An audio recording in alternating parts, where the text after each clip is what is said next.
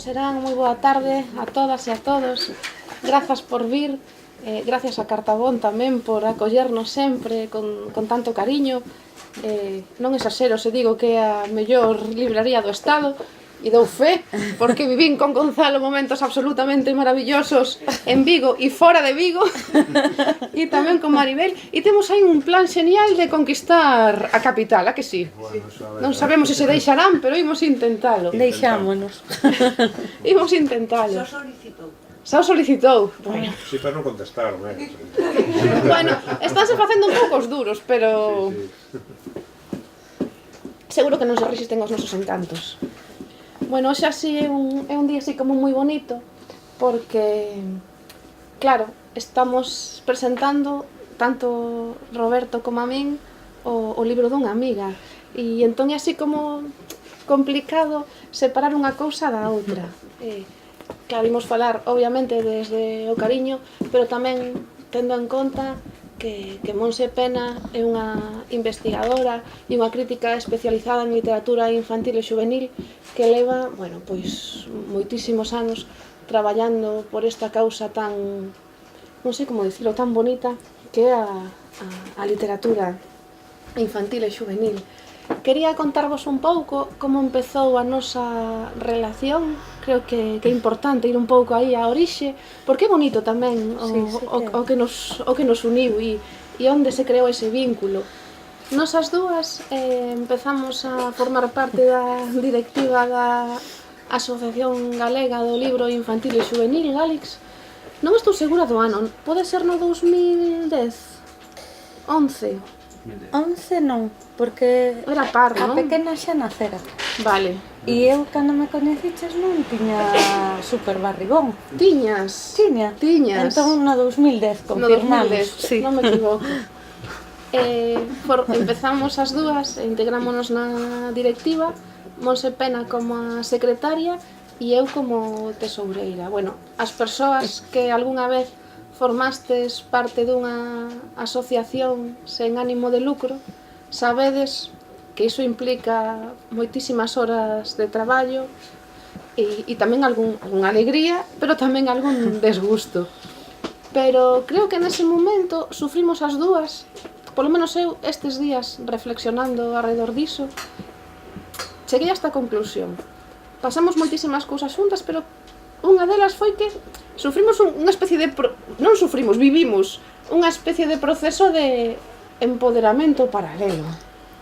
Para min foi un punto de inflexión, e o cumio dese punto de inflexión, con todo o cariño que lle temos, bueno, eu falo por min, pero sí que Montse tamén, a esta asociación, foi o día que decidimos as dúas, no mesmo momento, abandonar a directiva da asociación, porque xa cumpriramos, eu creo que un ciclo, que nese momento pois acababa de pecharse. Axiña nos decatamos que había moitas cousas que nos unían as dúas, pero sobre todo a nosa devoción pola literatura infantil e juvenil, que eu creo que é un dos motores que moven a túa vida e o teu mundo, tanto académico como persoal, e despois tamén, por suposto, o feminismo. E creo que aí nos enganchamos no mellor dos sentidos posibles. E eu axiña descubrín que Montse ten unha mirada moi especial para ler e interpretar os textos. Atrévome case a decir, con todo o que implica esta palabra, que ten unha especie de mirada extraterrestre que non é sinxelo atopar.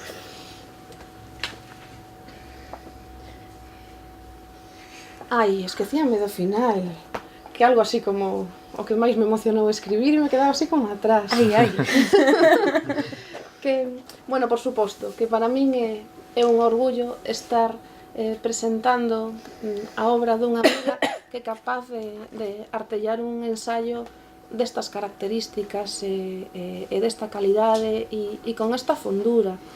E hai algo que a mí me acompañou durante toda a lectura e creo que ademais envolve cada un dos parágrafos e que creo que algo tamén que singulariza a Montse crítica e a Montse autora, que é a xenerosidade coas fontes, a xenerosidade coas que nos precederon, E tamén creo que isto ten que ver con esa palabra que tamén está presente aí latexando no fondo do texto, e creo que tamén algo que nos une a nós e toda, bueno, a unha rede de mulleres, que é a sororidade, e é algo así moi bonito que esta obra estea precisamente cosida cos fíos da sororidade.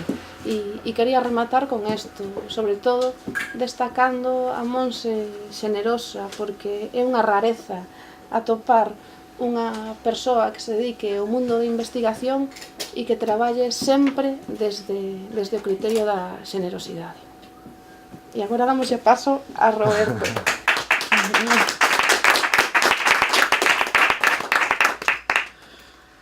Bueno, moi boa tarde, moitas grazas a Cartabón por acoller esta presentación, a Laio Vento por organizala e a Monse por convidarme. Eu síntome un pouco un convidado un pouco fora de lugar.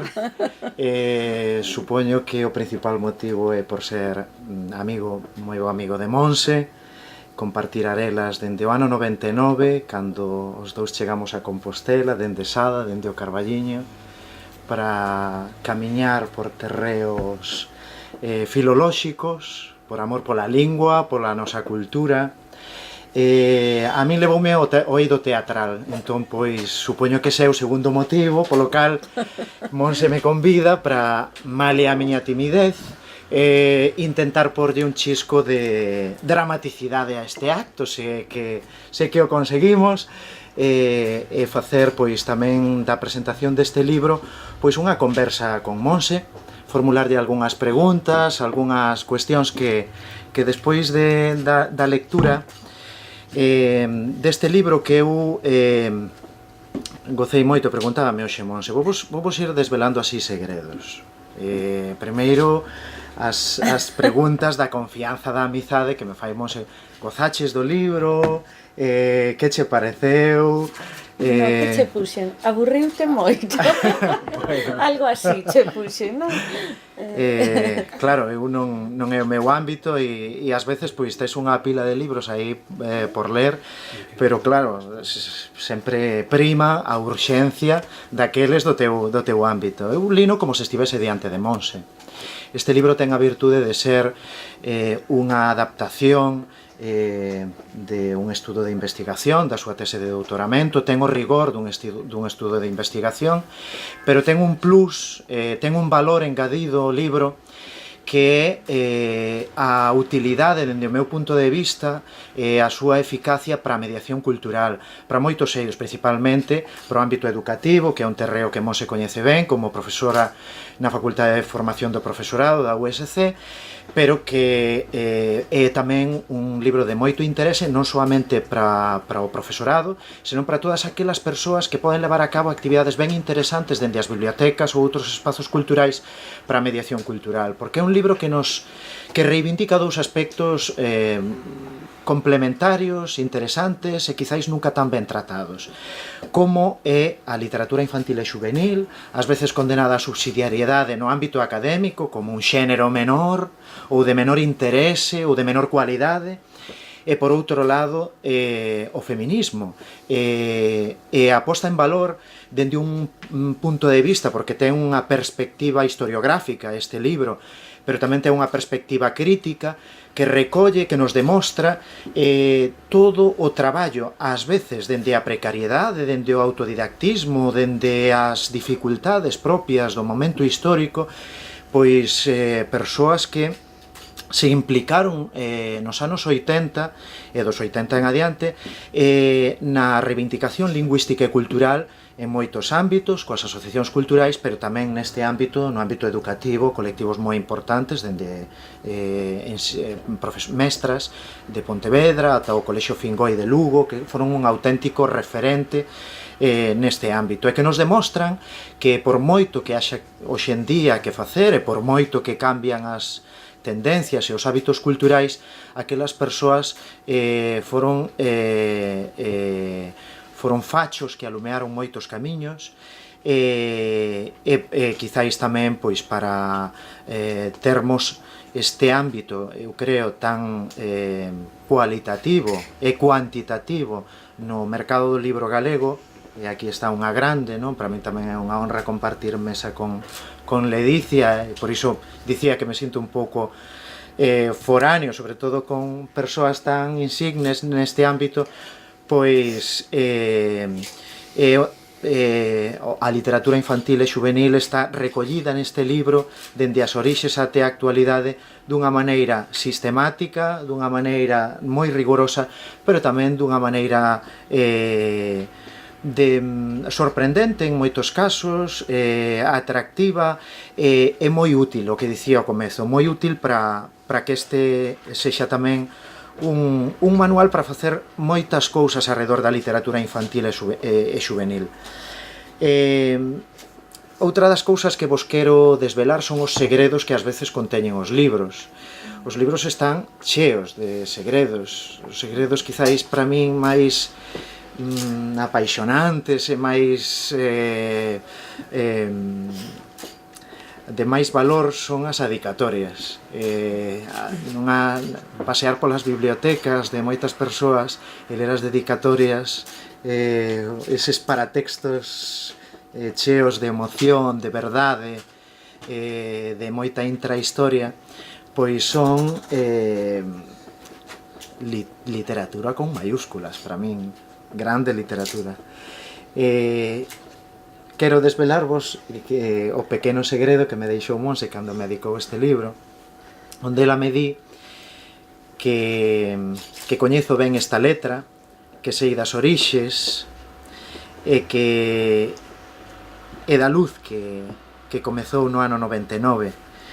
As orixes para nós foron no 99 e a luz do camiño aínda queda por alumear. Claro que Moitos outros capítulos importantes que Monse, tanto no académico como pois no seu ámbito, non? Da mediación, compartindo con ela o diario cultural, pois eu creo que para min é un placer, porque temos esa responsabilidade inmensa de facer chegar a cultura e de facer chegar a diversidade, a riqueza da diversidade cultural a moitas persoas que o mellor nunca antes repararon en todo o que hai nos distintos sectores da cultura galega. Polo tanto, pois isto que me pos aquí, Monse, as orixes coñezoas ben, e as orixes estaban acompañadas por eses paseos da Alameda de Compostela por palabras como solidaridade, compromiso, coraxe, paixón, e iso aínda continúa emerxendo en cada páxina deste libro, ou polo menos así o sentín, e desexo que o sintades tamén vos. Bueno, esta é a miña presentación. Espero terme contido na emoción, porque podería ser moito máis melodramática, pero que non é o caso. O titular podría ser Xuntos desde 1999, que queda así como moi cinematográfico. O caso é presentar o libro e agora meternos, che parece, Ledi, en Fareña e abordar aí a Monse. Podo dicir algo, eu? Non sabemos se deixarte, pero claro. Bueno, boas tardes. Queríamos agradecer a todos e a todas estar hoxe aquí. Somos un grupo pequeniño. A verdade é que eu, xa que estamos con este nivel de intimidade, xa non digo confianza, pois non contaba con moita xente hoxe, porque eu, curiosamente, aínda que nacín aquí, pasei aquí 15 días da miña vida. Entón, claro, cada quen ten as súas cidades, e Vigo non é a miña cidade, aínda que teño a dúas persoas, as que están ao meu lado, que quero moito, xa vistes que elas me queren a min tamén un pouco excesivamente, como eu sen dúbidas quero a elas, non? E sabía que como que non me tiña que preparar porque estaba con eles dous. De feito, Ledi aínda me chivou algo as preguntas que me vai facer, pero aquí Roberto, nada, non. Queríalles agradecer tamén os amigos de Cartabón que nos acollan aquí, e digo amigos porque aínda que é a primeira vez que eu estou aquí, Ledicia tenme falado moitísimo de que se presentaba o libro en Vigo tiña que ser en Cartabón, non? Entón eu fixenlle caso e se é a súa casa tamén é a miña casa, non? E quería tamén agradecer pois a miña parella que está aí entre o público e que tivo a santa paciencia de ler o original deste libro 2 veces que non é doado, non é doado para ninguén, pois ler por riba, corrixirme, dicirme tes erros, pois agradezo yo moito, moito, moito, non? E bueno, estou moi contenta porque de momento non me emocionei, así que non creo que vai a pasar nada raro no que queda de presentación. Moitas grazas. Cando que irades,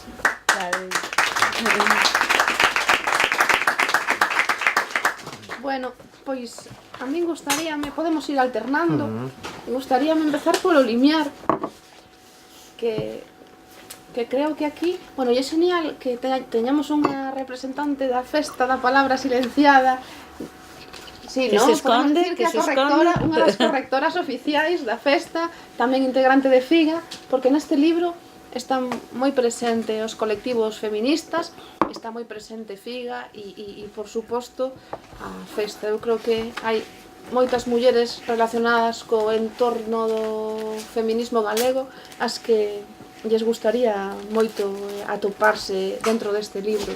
E o libro empeza cunha cita de María Zambrano que para min di moito do que imos atopar a continuación no resto das páxinas. E di así: un libro sobre la mujer es una tarea arriesgada en estos momentos. Cada problema, es sabido, tiene su coyuntura histórica. ¿Acaso no ha pasado ya aquella en la que la cuestión femenina fue debatida hasta la saciedad? ¿Acaso no está solo en el orden de las ideas, sino en el de la realidad cotidiana, resuelta para siempre? É moi curioso, porque María Zambrano falla esta reflexión a mediados do século XX, no 1947. Creo que é un tema, unha cuestión controvertida. Ao mesmo tempo, creo que isto é unha cuestión que está sobre a mesa. Eu non paro de ler cousas alrededor deste tema constantemente, sobre todo nos últimos tempos, e eu preguntoche a ti, Monse, ti pensas que xa pasou o momento de poñer sobre a mesa a cuestión da muller, a cuestión feminina, que xa se falou o suficiente, que o debate xa debe quedar atrás porque estamos agora mesmo noutro contexto histórico? É que é moi curioso que Zambrano fixera esta reflexión, a mí pareceme moi sorprendente, a mediados do século XX. Eu creo que a cuestión acaba de comezar, en realidade, que o debate é tan necesario como é necesario respirar, e que todos os libros que se escriban serán poucos, porque nos queda tanto que recuperar en torno á nosa propia historia, a igualdade con respecto aos homes, os nosos dereitos en todos os países do mundo, a nosa presenza nos ámbitos científico, político. Eu creo que o debate simplemente acaba de empezar, non? Eu noutras presentacións que fixemos deste libro dixen algo que queda un pouco raro, pero sigo pensando, e quizáis non está ben que o diga a autora. Este libro, como os libros que falan de feminismos, é un libro en constante reescritura, porque eu espero que dentro de 5 anos este libro este obsoleto polos cambios sociais que se manifestaron tamén na literatura, e que entón moitas das cousas que eu digo nel teñan pasado de moda. O mesmo quero para todos os ámbitos do coñecemento, non? Para min é moi sangrante ler cousas como que a cuestión do feminismo, o debate sobre o feminismo ten que xa estar superado e pasar a un segundo plano. É moi sangrante, pois eu che fago esta pregunta con toda a intención, e sí que me chama moitísimo atención que Zambrano a mediados do século XX estivese facendo esta reflexión. E que creo que quizáis un dos grandes problemas dos feminismos sexan esquecer a súa propia historia ou que outros se ocupen en escurecer a súa propia historia, non? Eu vino no referente ao ámbito educativo, hai moitas cousas que se fan hoxe, que se dan como novidosas, pero en realidade son cousas que xa estaban feitas nos anos 70. Por que non se reivindica esas cousas, non? Xa temos onde camiñar, a partir de onde camiñar, e iso eu creo que é fundamental, coñecer a nosa historia para non cometer os erros do pasado, pero tamén para reivindicar os nosos acertos, non? Eu precisamente quería formularche unha pregunta, Monse, relacionado con iso que dis de que o libro podería estar en un prazo moi curto en constante actualización e reescritura. Parece que a literatura infantil e xuvenil de súpeto aparecen personaxes moi novidosos, que hai unha diversidade moi grande. Eu quería preguntarche por un dos capítulos do libro, posto que o feminismo leva aparellado tamén a reivindicación das minorías ou de aspectos que nos construen unha sociedade moito máis igualitaria con respecto pola diversidade. E un dos capítulos de Monse que está dedicado aos personaxes na chamada xeración do 83, a xeración que Manuel Bragado chama a xeración da esperanza, de creadores e creadoras de LICS, personaxes que falan da diversidade afectivo-sexual, que é un dos temas que ti sinalas como o máis novidoso desa xeración. Pero curiosamente empregas a etiqueta LGTB e non LGTBI, é dicir, a cuestión de intersexo, de interxénero, o terceiro sexo, o xénero neutro, é algo que aínda é un eufemismo dentro, se o é na sociedade, é o con máis forza na literatura infantil e xuvenil, tardará en chegar un personaxe así, ou ese tema na literatura infantil e xuvenil? Non vai tardar.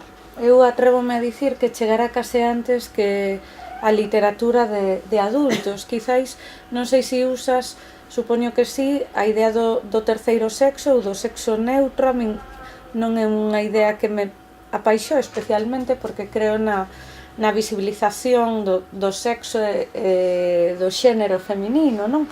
Pero en Galicia hai un fenómeno no último ano que eu creo que é espectacular, que non ten parangón noutra literatura estatal infantil, que é como os personaxes trans están entrando nas obras literarias. De repente, eu escribía na miña tese, que está escrita en 2015, que o que faltaba precisamente eran libros que visibilizasen as nenas e nenos que estaban acometendo un proceso de cambio de sexo.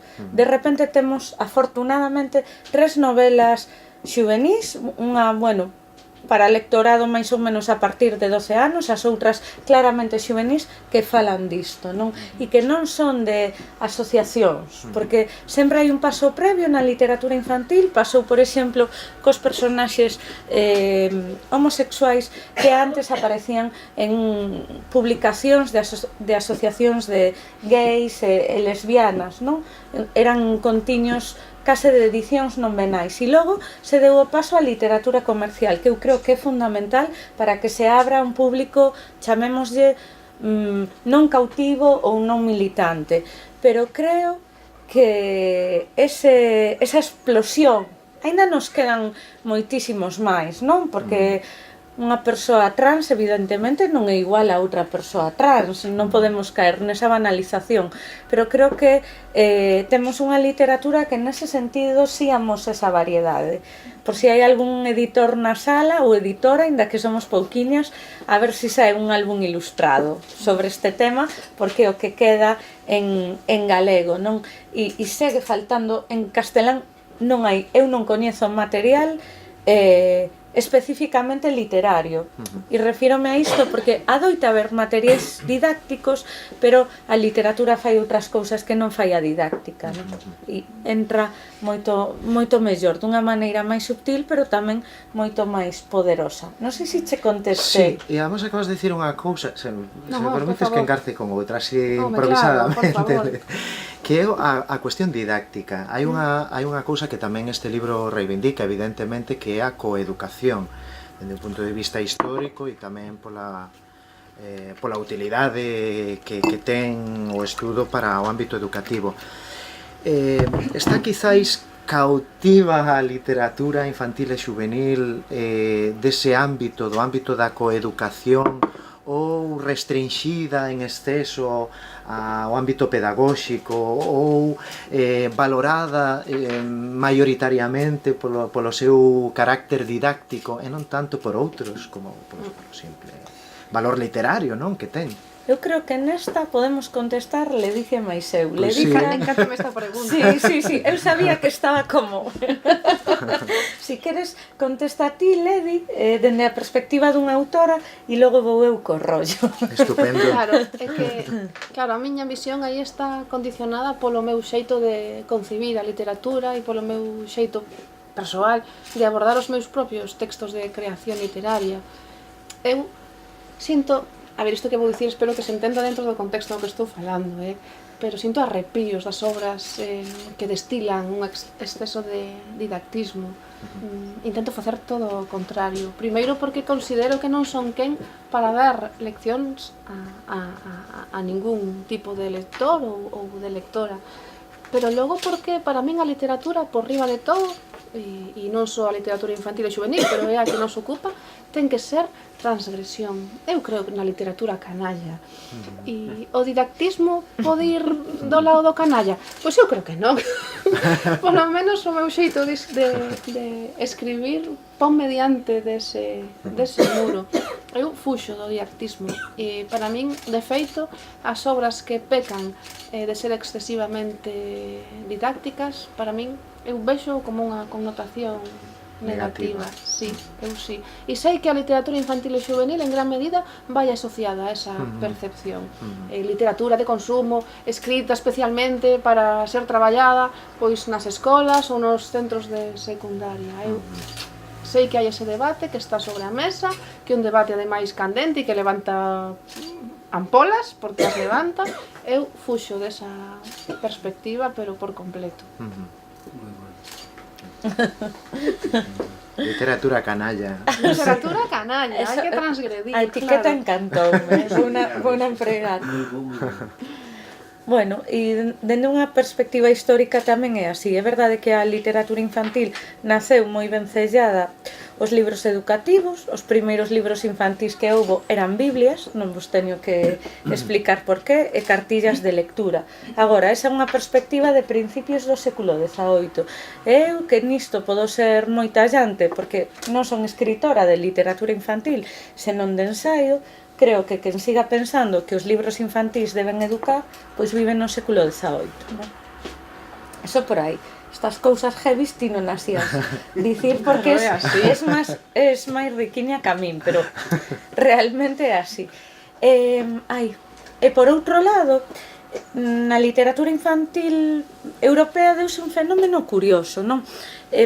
Sobre todo a partir do maio do 68 houve como unha renovación de valores. E de súpeto como que houve un grupo de autoras e autores que se decataron de que temas como o amor, a enfermidade, as relacións familiares, a guerra, moito o fío dos efectos da Segunda Guerra Mundial eran temas que tiñan que estar nos libros para nenas e nenos e que non podíamos negar a infancia e a mocidade esas temáticas tan candentes, non? E só o fío diso se explica a obra de moitísimos autores, pois como Roald Dahl, como Astrid Lindgren, como o propio Shel Silverstein. Non ten sentido. E claro, a xente da nosa quinta, da xeración do 83, a xente que nos criamos xa pois cos libros de Dahl, cos libros de Ende, non podemos creer nunha literatura didáctica, porque senón estaríamos faltando as autoras e autores que a nós nos deben de comer, non? Ou paternalista, non? Ou proteccionista. Sí, dende logo, non? A idea de que para os nenos e nenas pintamos un mundo que, bueno, que non é real, no que non hai problemas, e, bueno, do erro da problemática normalmente aprendes. De aí tamén eses cambios nos finais dos libros, que antes eran moito máis pechados, moito máis felices, e agora son uns finais máis problemáticos. Eu creo que tamén somos a xeración anti-Disney. Porque os finais tipo Disney eu polo menos teño a fixación con darlle unha volta a iso. Non pode ser que todos coman perdices. Non pode ser. Algún ten que comer, pois, arroz, porque non hai pa perdices. Non sei si podo contar unha anécdota, Leticia. Claro que debes Sabes contarla. cal é a anécdota? Intúo por onde van os tíos. Cando Leticia estaba escribindo, creo que a súa segunda novela, O Correcto. corazón de Xúpiter. Vou facer un spoiler. Vamos. Sinto polos presentes na sala que non a leran. Tiven a sorte de que me mandase a novela, non? E claro, é unha novela que fala do acoso, de como pois un home adulto se pon en contacto cun adolescente que está nunha situación de vulnerabilidade porque acaba de chegar a unha cidade que non é a súa e como consegue acosala por redes ata que a coñece, quedan. E que sucede? Pois un final tráxico, o peor dos finais. Pero claro, cando Leticia estaba escribindo e reescribindo a novela, os whatsapps que nos gustan moito, os audios de voz, eran do tipo: Monse, que fago? Mato ou non a mato? E eu dicíalle: mata, é que a tes que matar, tela que matar, porque senón, que? Estou decatándome de que estou rodeada de persoas que me motivan para homicidio, porque cunha estrela 90 pasou o mesmo, pero na miña casa. Si, eu cursaba terceiro de BUP, Jo, 16 aniños, ou segundo, non estou segura. non repetiches, ibas en terceiro. E tiña a mesma dúbida. Mato ou non mato? E dixeron, mata! Entón creo que estou un pouco influenciada aí polo meu entorno, Non sei se contestei ou me enrollei moito. Perfectamente. A min xordeme aí unha... Bueno, eu sei a resposta perfectamente, pero sei o que vas dicir, pero gustaríame que forzara un pouco esa resposta.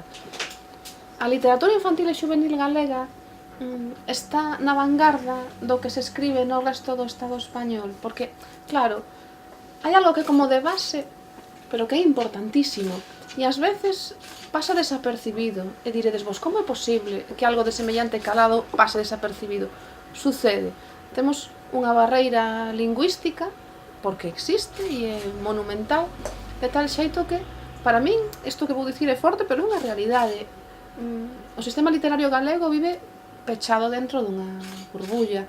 Prácticamente non hai obras que consigan ser traducidas ao castelán. Xa non digo o catalán ou o éuscaro, falo do castelán, que pois que é a lingua con maior número de falantes. Entón, é moi importante definir isto. Si este illamento provoca que nos vayamos un paso por detrás no que a calidade de creación se refire a temáticas, ou se pola contra estamos da man do mellor que se está facendo no resto do Estado. Bueno, quizáis antes de contestar debería puntualizar que eu o fío da literatura escrita en euskera infantil non estou, simplemente porque non podo lela, entón xogar esa baza sería mentir, non? Pero sí que sigo a través dunha revista especializada, Faristol, que ti coñeces ben, a catalá e evidentemente a española, a pesar de que o ano debe haber uns 4.000 títulos de novidades. Leo prácticamente o 100% do que xa en galego, xa con moito esforzo, porque hai moita produción, e teño unha opinión quizáis un pouco controvertida. A calidade do resto do Estado, por suposto que sí. Por que? Porque temos unha tradición literaria moi rica, e non o digo polo tópico, senón tamén porque aquí houve unha serie de escritores e escritoras que se ocuparon de darlle a literatura infantil o lugar que merecía, non? España nisto é un pouco singular, porque así como ti vas a pois o Reino Unido ou Alemania ou Estados Unidos e dis que és unha estudosa de literatura infantil e juvenil, e daste de conta de que é un campo literario con moitísimo prestixio. O mesmo ocorre se ti vas como escritora, non? Pero aquí parece que, esas cousas que se escriben para nenos, para institutos, e se esquecen de que sen estes libros é que non se poden converter en lectores e lectoras de verdade. Que si eles se converteron en lectoras con maiúsculas, pois o mellor foi polas novelas de Xulio Verne, non? Ou polas novelas de Dickens, ou polas novelas de Louise May Alcott, porque toda a nosa xeración aínda leu Mulleriñas, Mujercitas, que en galego non sei se o chegou a ver, a verdade. Pero claro que sí que está ao nivel en variedade temática, dende logo. Que pasa? Que tamén se editan algunhas cousas que non debesen chegar ás editoras. E eu nisto son un pouco dura, é políticamente incorrecto dicilo, pero é que me dedico a eso, son crítica literaria na orixe, e teño tamén que seleccionar moitos libros e libras, bueno, miembros e miembras moitos libros, moitas obras para dárllelas pois ao meu alumnado, os docentes e as profesoras que formo nalgúns cursos, non? E o proceso de selección desas obras é duro, é complicado e é arduo.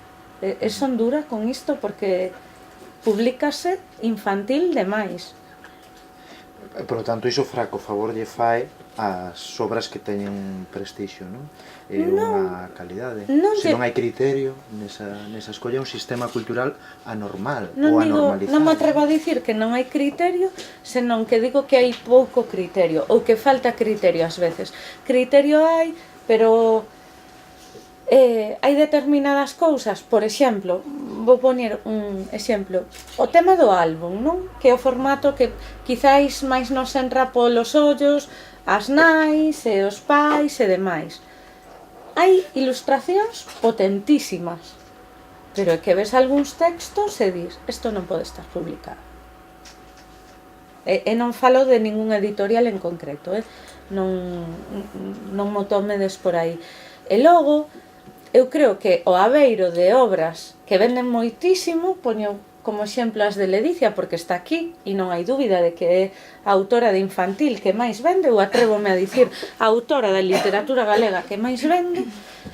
As editoras pois tiran de obras que teñen moita saída comercial para publicar outras cousas que mellor non eran necesarias. Non.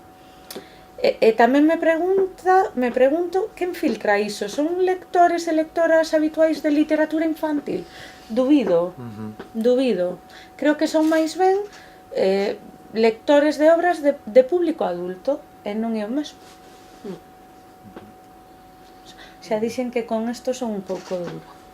No, a pregunta iba con toda a intención. Sabíamos que isto ia... O mesmo pasa no mercado español, non vamos pensar que por ser máis grande se publican cousas de mellor calidade, non. Pasa o mesmo, é certo. Hai moita palla tamén. E pasa en infantil e juvenil, e pasa na literatura para persoas adultas tamén. Sí. Quizás porque se ten en conta tamén a intelixencia e a receptividade do destinatario máis relevante da literatura infantil e juvenil, non? Que é o público infantil e juvenil.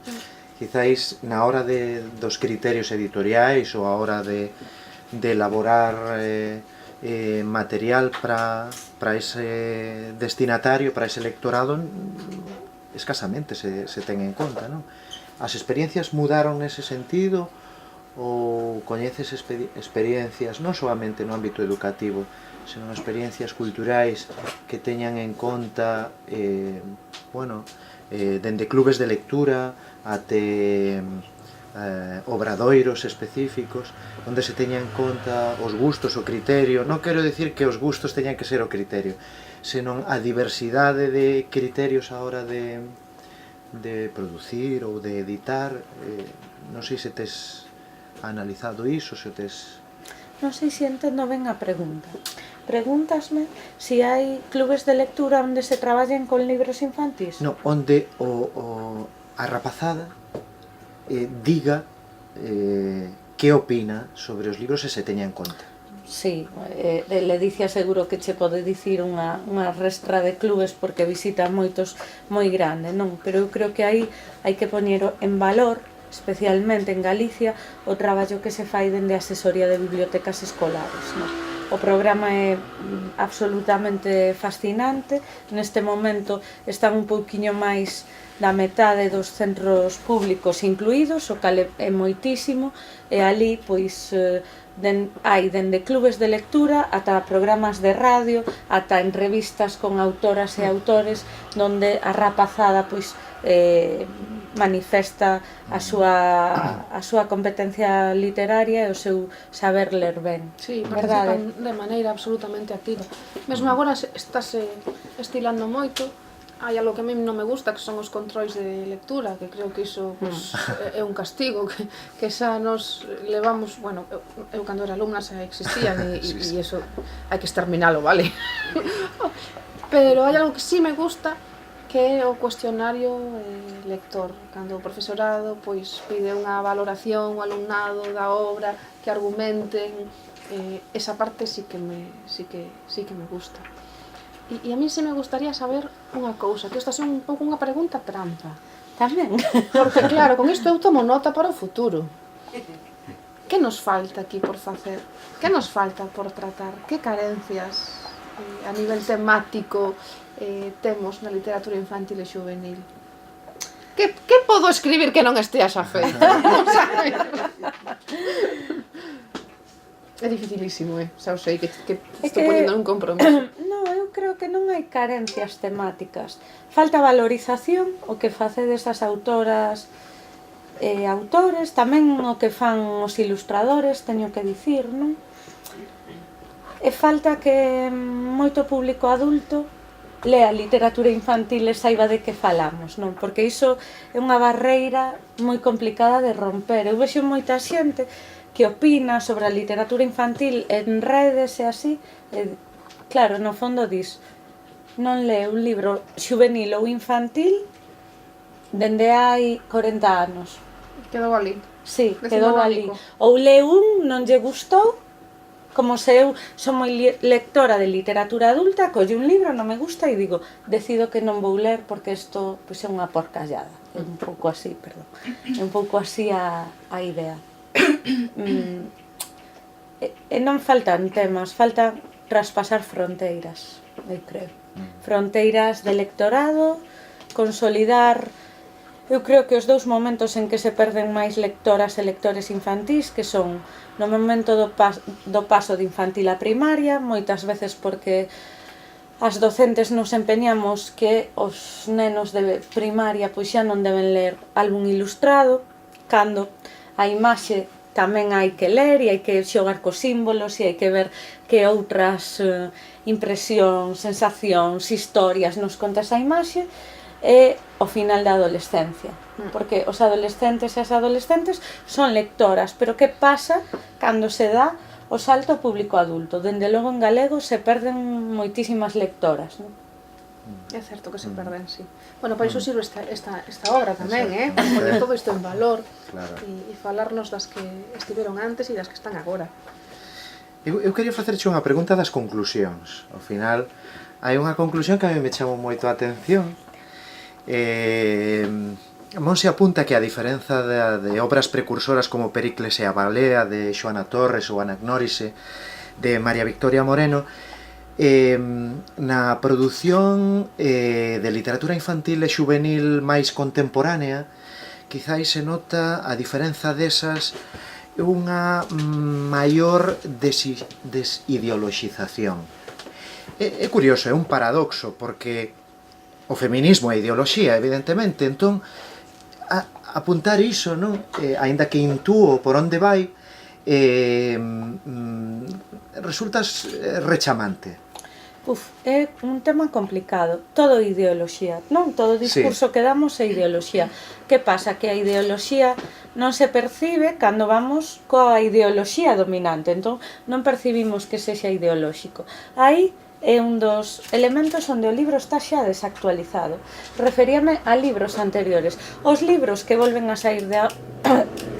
Perdón.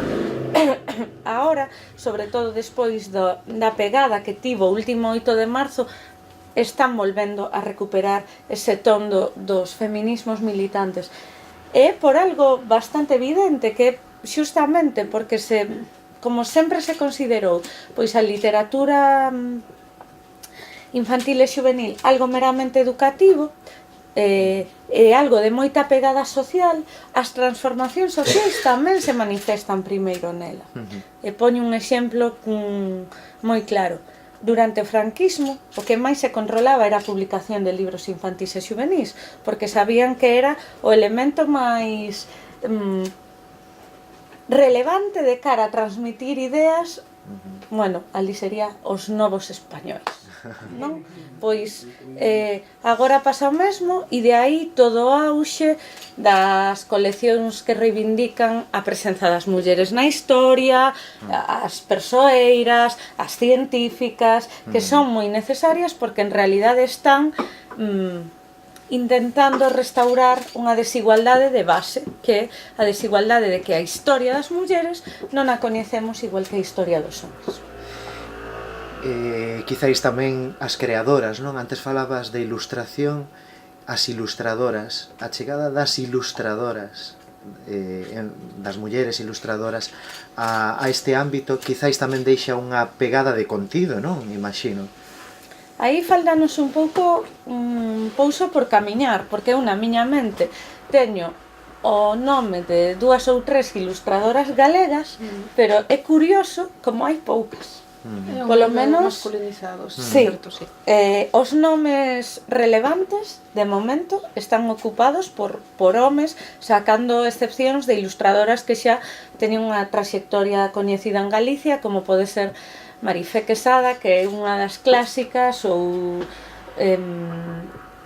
Noemí Álvarez, que leva moito tempo ilustrando, aínda que é moi nova, bueno, moi nova. Pois igual é da nosa idade, Noemí, non sei. Ronda os 40. Sí. Pero faltan nos nomes potentes. E tamén necesitamos ilustradores e ilustradoras con máis compromiso cultural. Non lles gustaría isto moito, pero creo que é así. Bueno, xa que lanzas a crítica, cal crees que é un motivo se nas facultades, no mundo universitario, eu, que son profesor na Escola Superior de Arte Dramática, a inmensa maioría son mulleres estudantes. E logo despois, por que non acceden a ese mercado, por exemplo, da ilustración, a ese mercado laboral? A verdade é que descoñezo, porque é un mundo para min moito máis alleo que o mundo da escrita, non? Pero descoñezo un pouco os motivos. Eu non sei se tamén a banda deseñada é un mundo bastante masculino. Non sei se tamén aí hai unha desigualdade de xénero que non queremos ver, porque o mundo da BD pois tamén é un mundo alternativo, moderno. É bastante alucinante o que pasa con iso, porque logo temos unha muller, por exemplo, veme a cabeza Emma Ríos, que se non me equivoco está vivindo en Estados Unidos e traballa para Marvel, se non me equivoco traballa para unha das grandes. Para unha das grandes. E aquí está completamente invisibilizada. Pasa algo moi curioso nese sentido, sí. Sí. Bueno, eu creo que podemos abrir esta tertulia case televisiva a audiencia. Se queredes facerlle algunha pregunta a Monse Broncas non. Ou a Ledicia tamén. Dúbidas, curiosidades. Bueno, eu xa dixen un par de cousas polas que me pode caer unha bronca, non? Así que... Sí, que pensas das sagas como Harry Potter, Os Xogos do Fame, todo iso é literatura juvenil, o sea, está para un público adolescente, ¿sabes? Sí. Que che parece? Quería dar que me das a tu opinión. Eu son moi fan das series, non? Porque creo que as series teñen esa capacidade para engancharnos a un mundo narrativo existente no que nos entramos e que nos é moi fácil seguir nel, porque non temos que adaptarnos a outro mundo narrativo e volver pensar que temos que entrar nun universo novo, non? Non sei se me explico. Claro, das series en xeral son ben pensantes, no sentido de que me parece que axudan a facer moitas lectoras e lectores.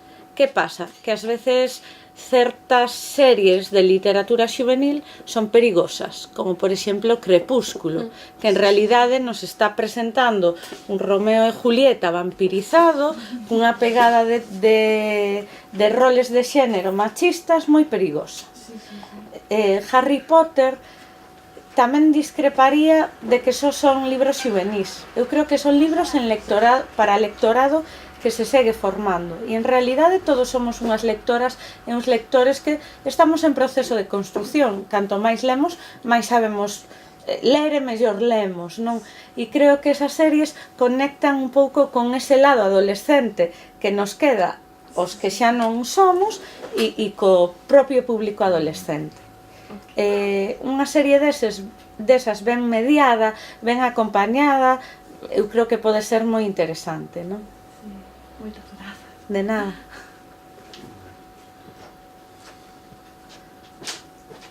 Bueno, creo que... Listo para a sentencia.